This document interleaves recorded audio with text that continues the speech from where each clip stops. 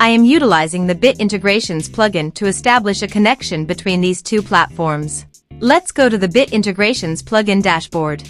Create integration. Search for and select newsletter as a trigger. Now choose a form or a task name. Click the Fetch button. Next, go to your form page. Fill out the form and submit it.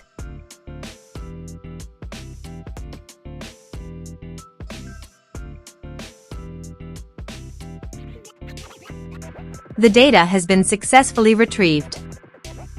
Set action. Now here search and select Mailjet. Here, give them a meaningful integration name as you want. To get API key and secret key, click on Mailjet API token. Copy the primary API key. Paste it here. Now click on Generate Secret Key. Copy the correct key. Paste it here. Now click Authorize. Authorization is successful. Click Next.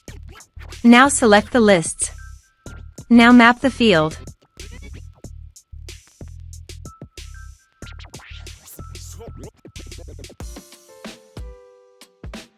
Here is an advanced feature available for you to utilize according to your specific requirements.